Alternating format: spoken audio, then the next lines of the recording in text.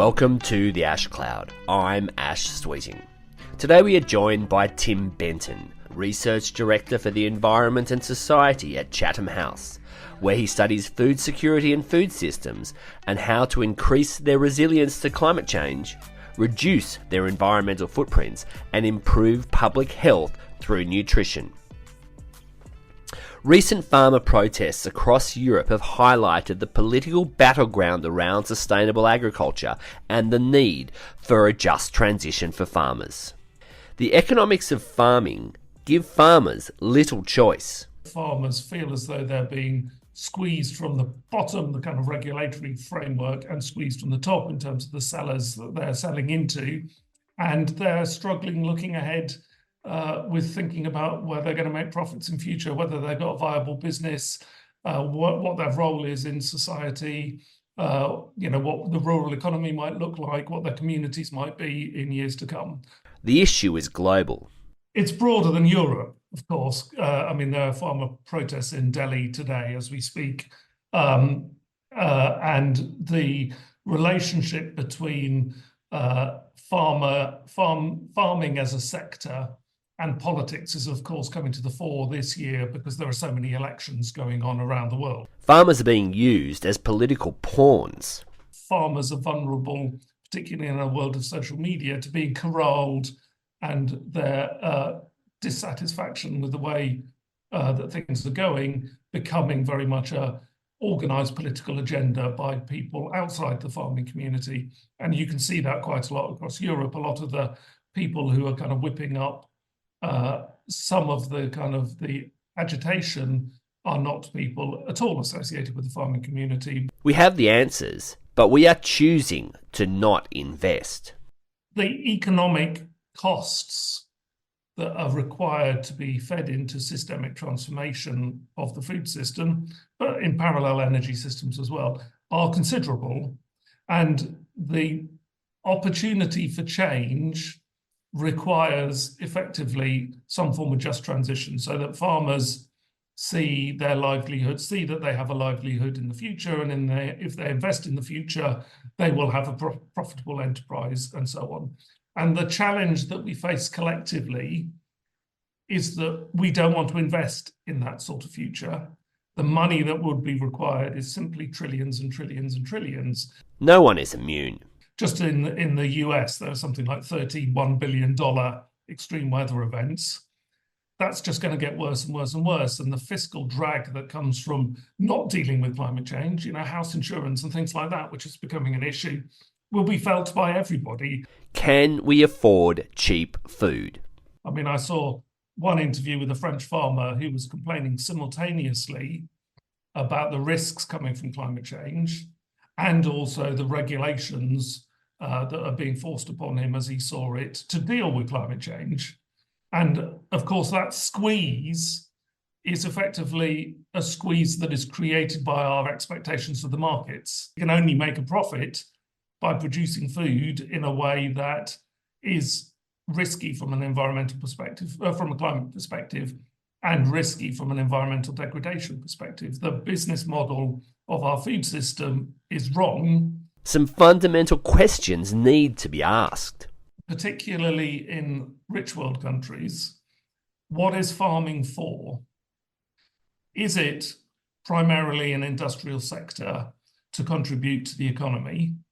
Is it primarily about farmer livelihoods? Or is it about the production of food?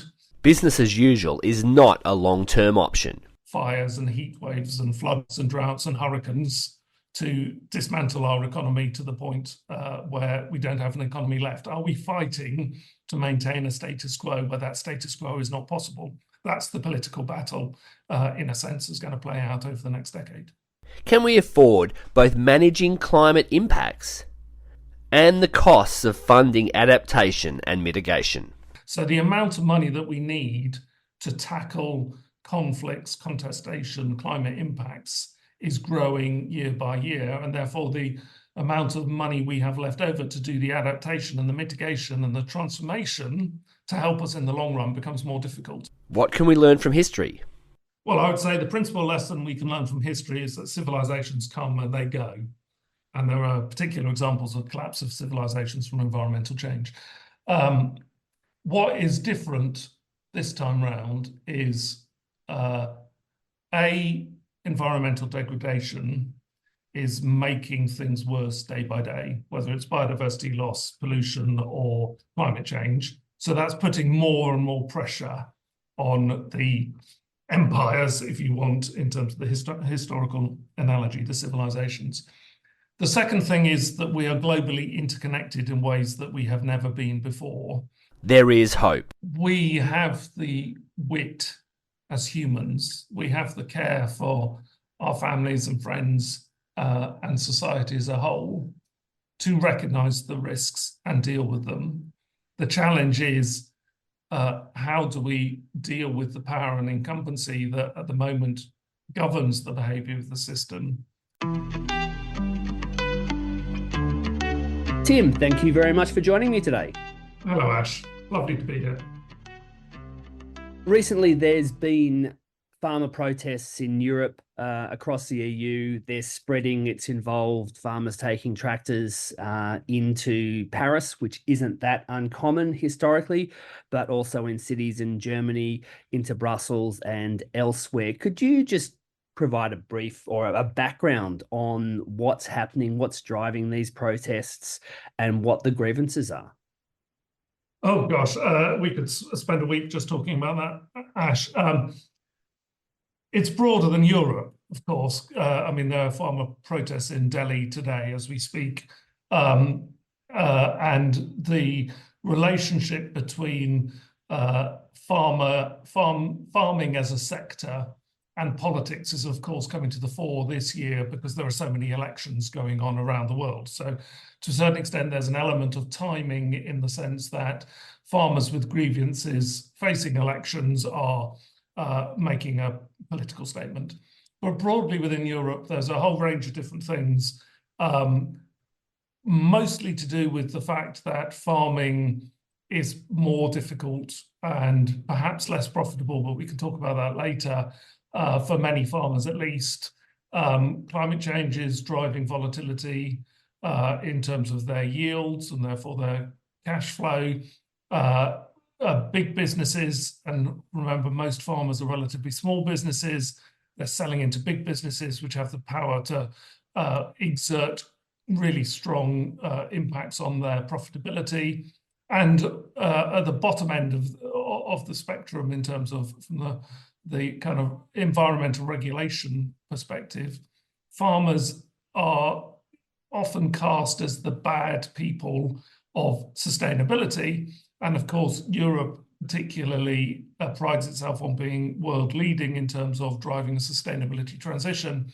So across Europe, there is an increase in regulation and a reduction in some of the subsidies around diesel in some countries and so on. That means that farmers feel as though they're being squeezed from the bottom, the kind of regulatory framework, and squeezed from the top in terms of the sellers that they're selling into. And they're struggling looking ahead with thinking about where they're going to make profits in future, whether they've got a viable business, what their role is in society, what the rural economy might look like, what their communities might be in years to come. So just a lot of unrest about, like many industrial sectors, when there are changes afoot, a lot of unrest about their future.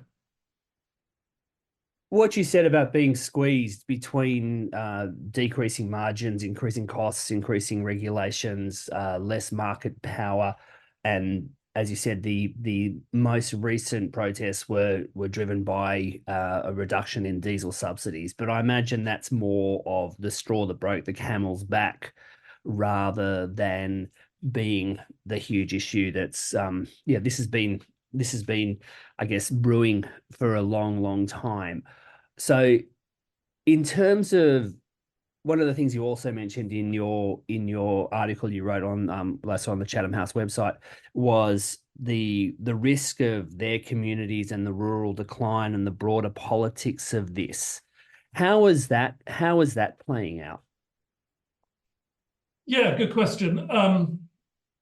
So farmers are traditionally quite a dispersed community in the sense of, whilst they might belong to a union, it's not unionized in terms of the automobile sector or any of the heavy industry sectors.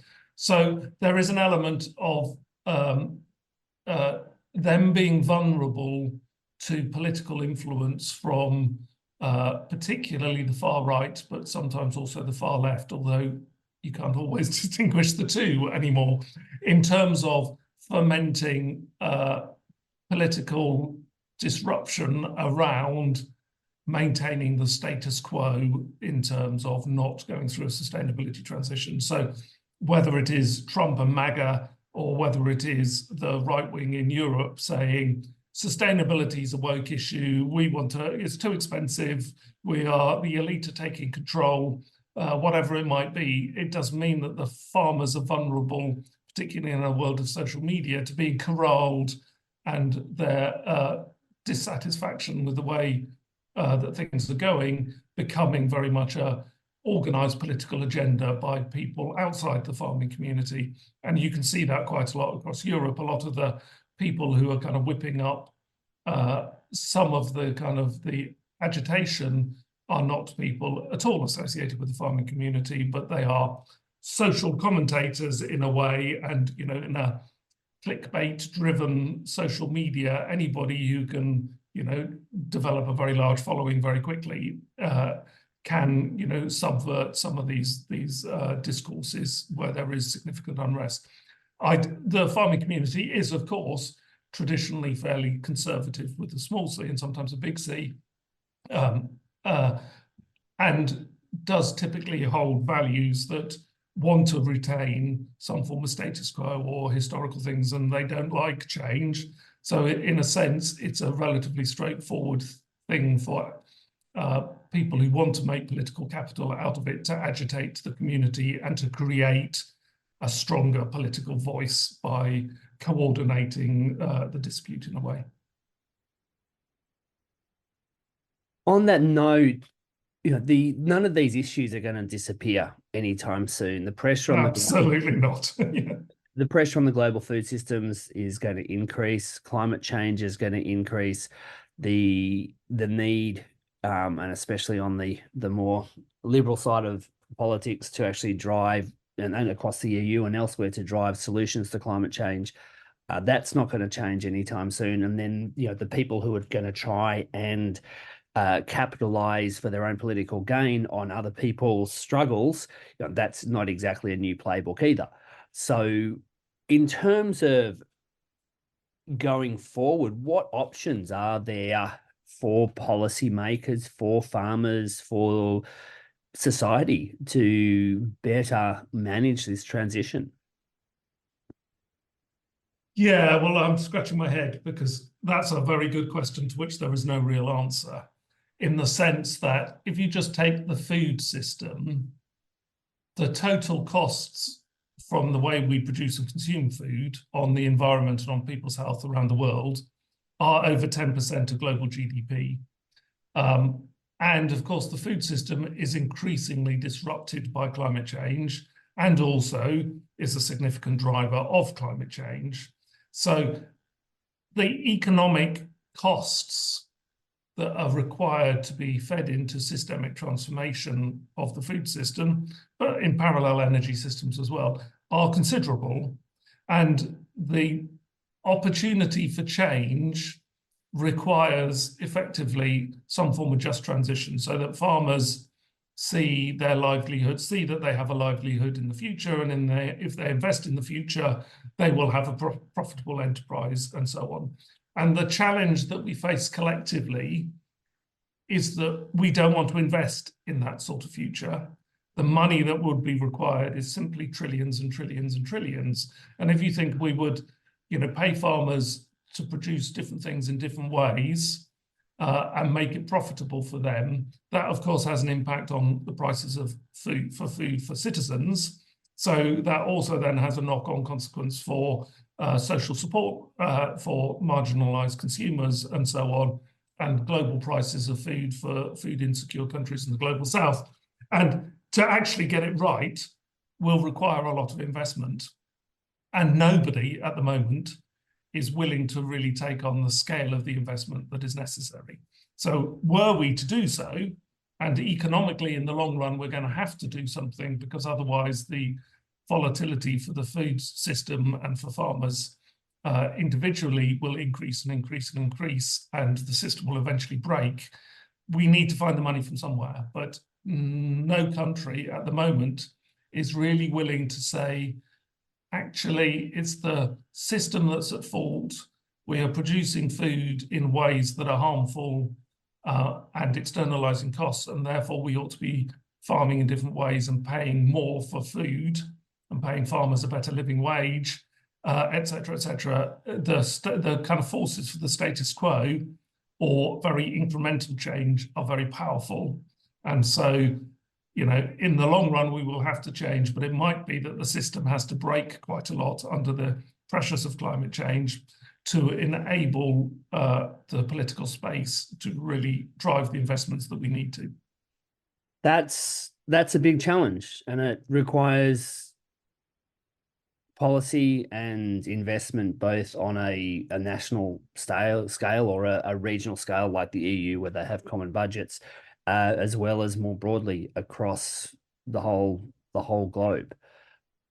It's one of the things that's interesting as well is that very few farmers I ever speak to don't think that climate change is real. They know that their seasons are changing. They know that their rainfall is less reliable.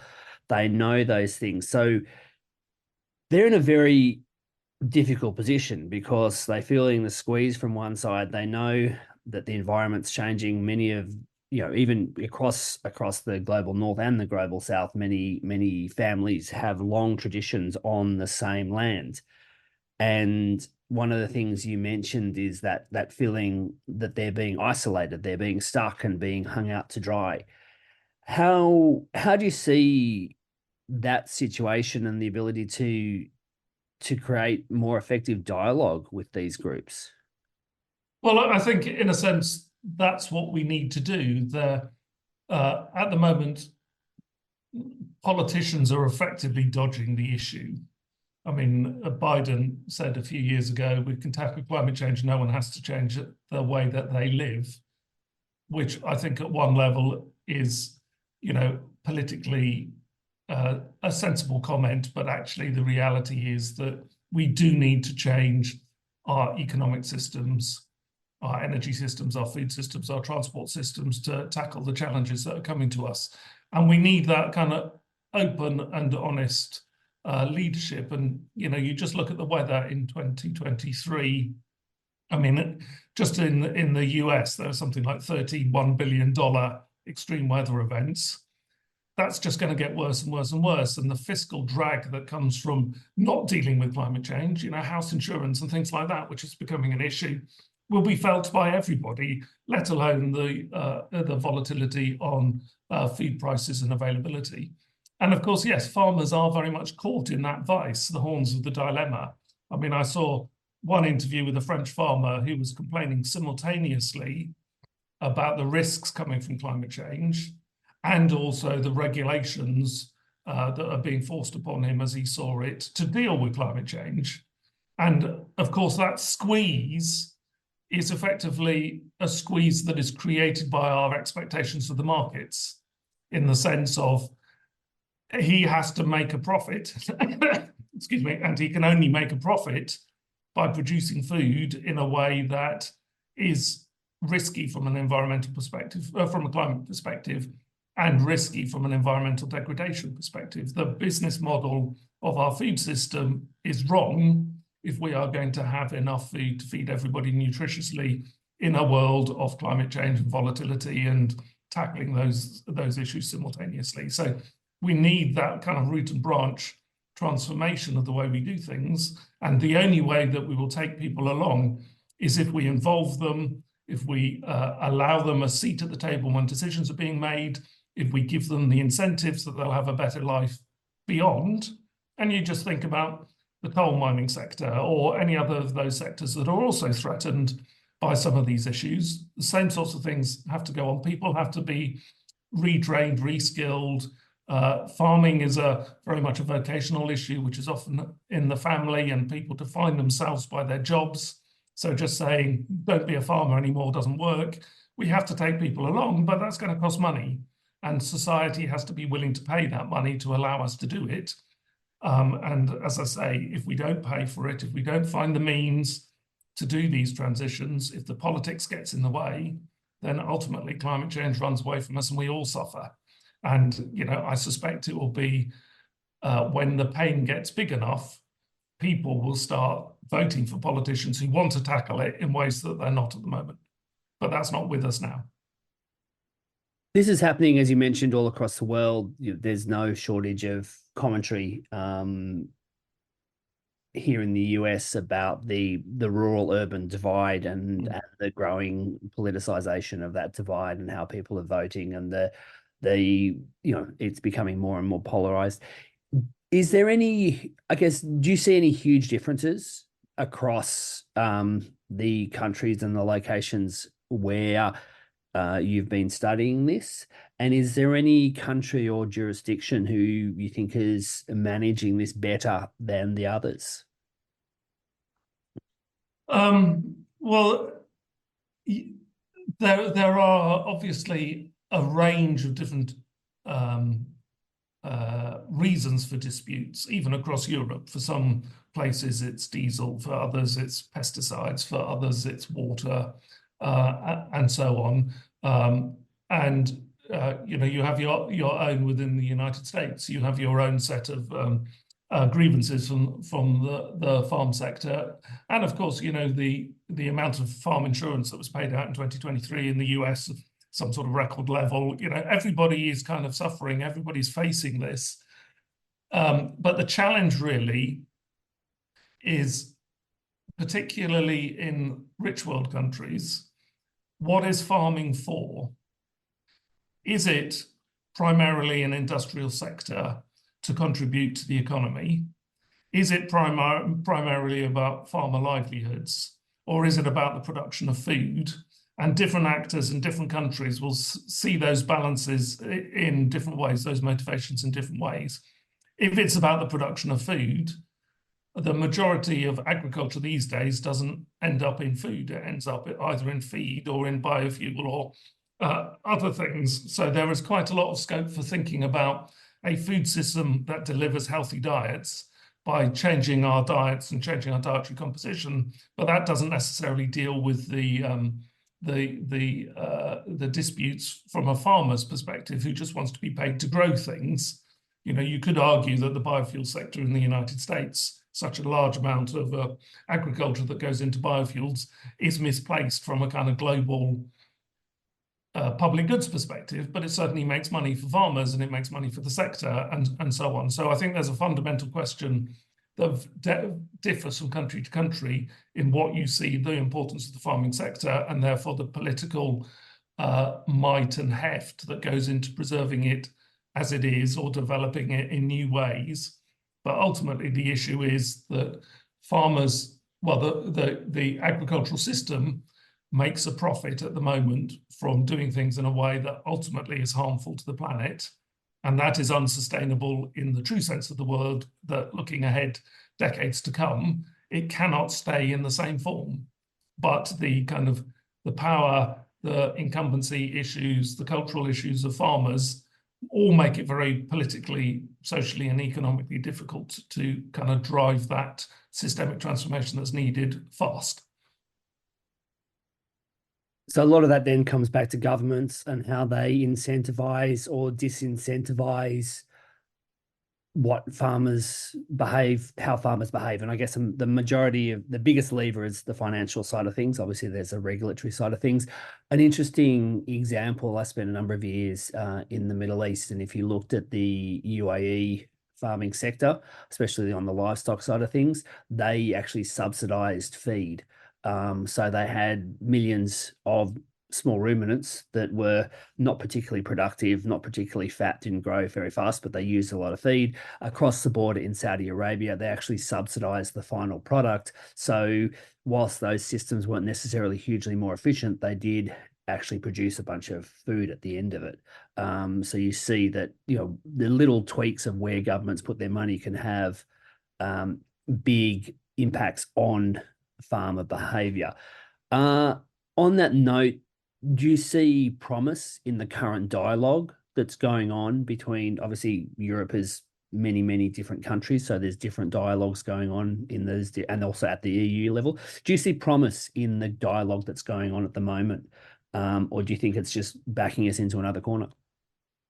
Um, no, I think what I see is uh, kind of historically, we've got to the point with COP28, really, where we've gone from making promises and saying we will deal with climate change to saying actually we will start dealing with climate change.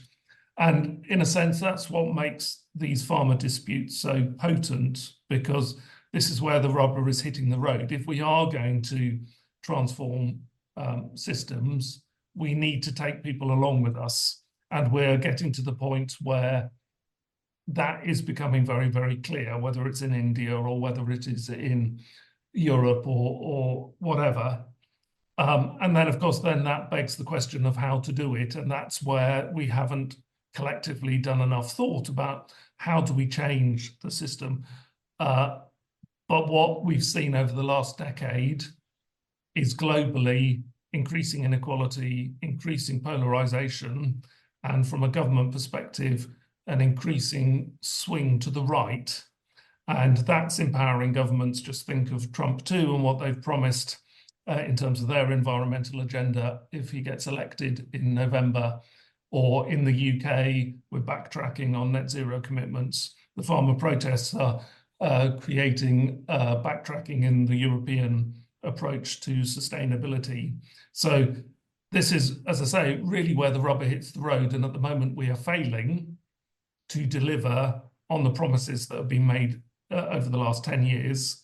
And everybody is scratching their heads and saying, well, where do we go forwards? What's going to happen to our commitments under the Paris Agreement? Are we just going to give up and then wait for fires and heat waves and floods and droughts and hurricanes to dismantle our economy to the point where we don't have an economy left? Are we fighting to maintain a status quo where that status quo is not possible? That's the political battle, in a sense, is going to play out over the next decade. You've got the fact that in the UK, even Labour is seeming to backtrack on its climate promises. So when the party that's normally seen as the more environmentally conscious is also backtracking, that means it's very broad across the political spectrum. And from what you just said, it's very clear that you've got these short-term immediate challenges: unhappy farmers, unprofitable farmers, and they need to put a meal on the table for their family just as any other person does. So you feel their pain, and humans have a tendency to revert to a short-term solution. They solve the immediate side of the things, and then, okay, we'll deal with the other one down the track. But climate change isn't going to give us that opportunity or that flexibility to just kick the can down the road. How do you see that nexus? Because it's very, there doesn't seem to be a way out, an easy way out. No, to a certain extent, without trying to be kind of doomsterish, we are in a bit of a doom spiral, in the sense that as the politics becomes more polarized and therefore the left wing is kind of forced to occupy more of the middle ground, and to a certain extent, the UK Labour position is, as right-wing as Reagan was or Thatcher was in their day now. As we swing to that kind of right-wing populism, the inward-looking, competitive, Trump was saying yesterday about how he's going to do deals in his self-interest around bilateral rather than multilateral processes. So rather than being in a cooperative, rules-based, globalized world, we're increasingly in a world where there are international tensions that are playing out in various forms. Ukraine, Israel, Gaza, trade wars, etc. And add on top of that climate impacts, you've got a world of volatility where there's a lot of international distrust, and you can't rely on supply chains because the Panama Canal is drying out and Suez is in a conflict zone. You can't rely on supply chains. So you think about national security needs. And as you think about national security needs, you onshore, you grow more at home or whatever it might be, and you trade with allies instead of potential foes because Putin was using food as a weapon of war. And what that means is that the globalized economy gradually fragments into smaller and smaller bits and stops working.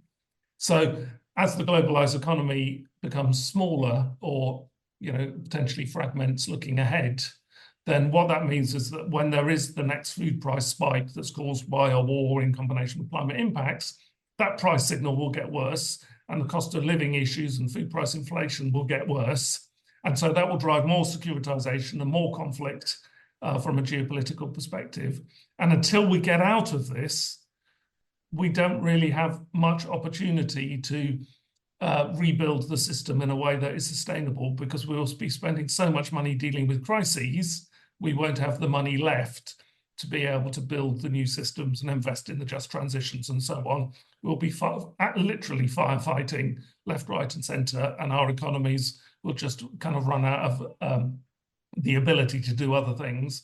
And that's particularly true in a global north, global south perspective.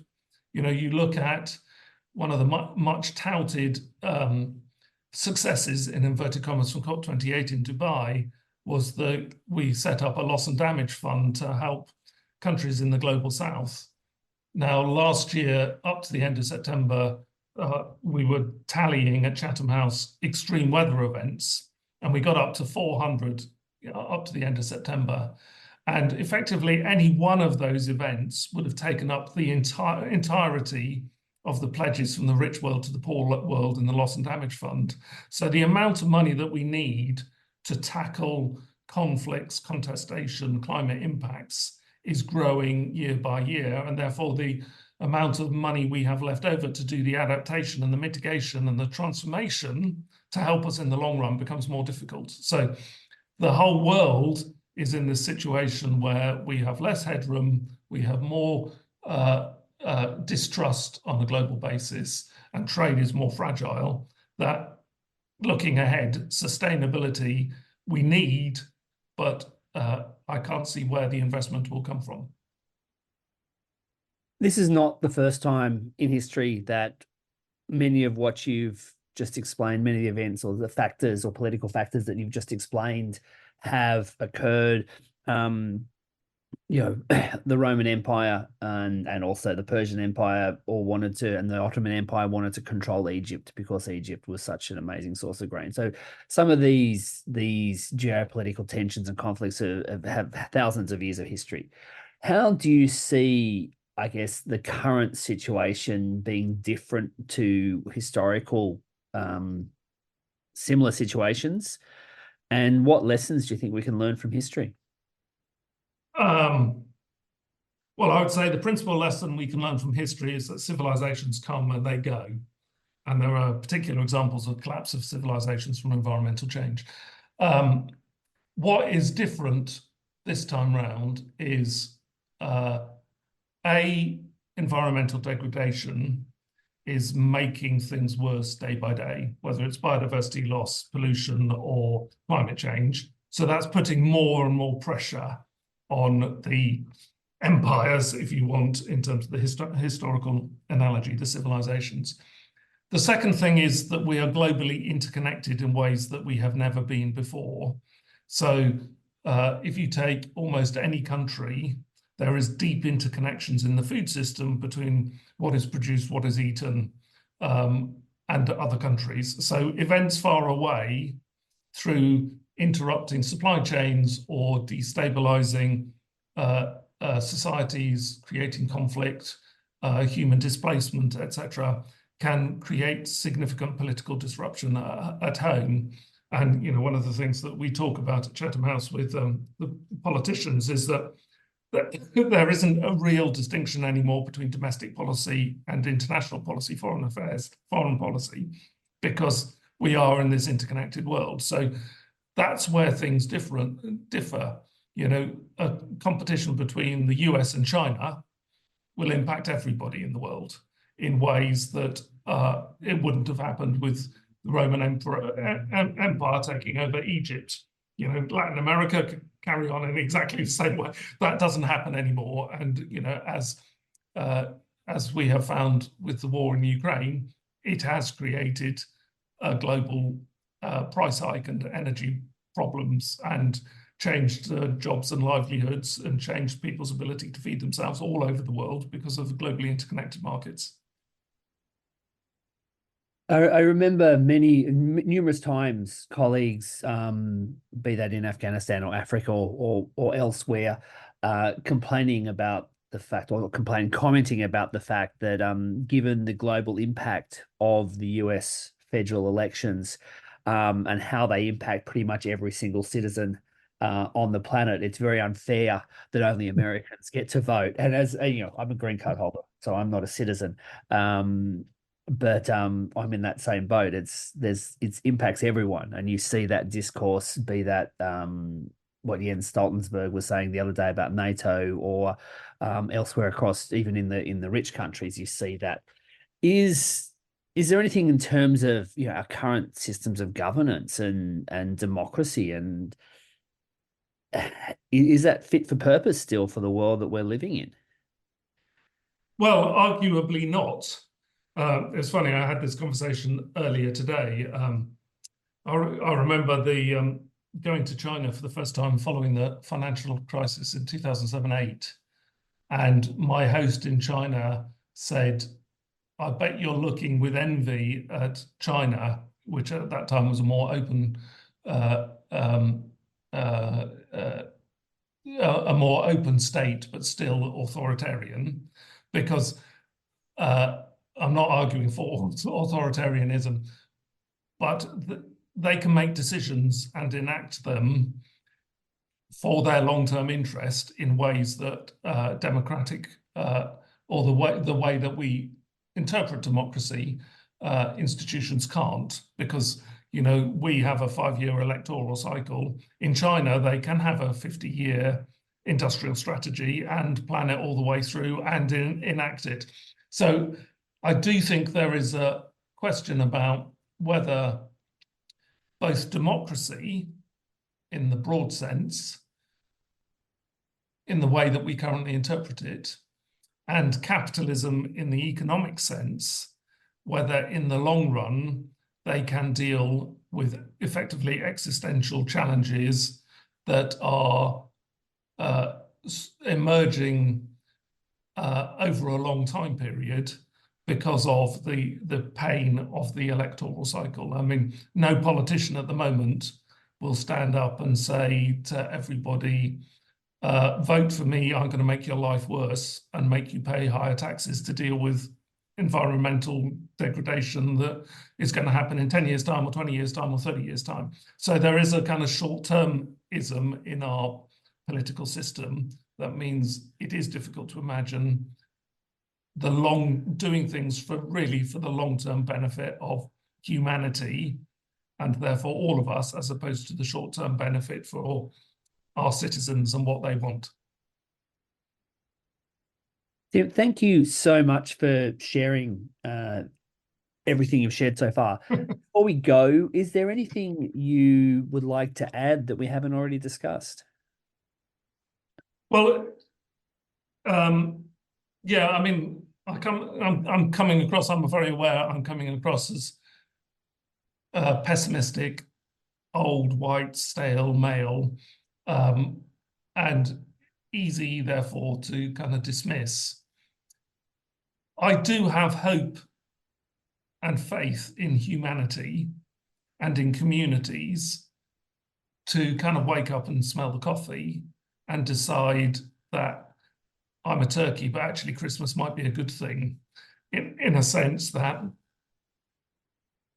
we have the wit as humans, we have the care for our families and friends and society as a whole to recognize the risks and deal with them. And I think if we did deal with them, we could have economic and democratic and food systems and energy systems that made our well-being, our health, our anxiety go away and make us much better off.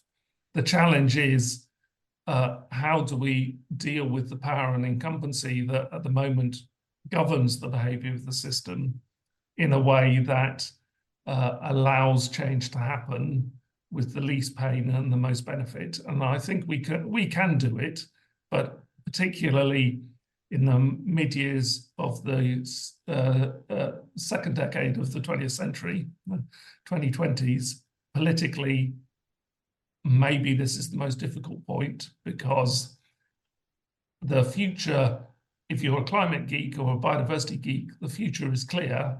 But if you're an ordinary citizen, the future is not clear. Is climate change real? You know, is it really as doomsterish as that guy Benton from Chatham House is saying? But in 5 or 10 years' time, I think the pendulum will swing back the other way.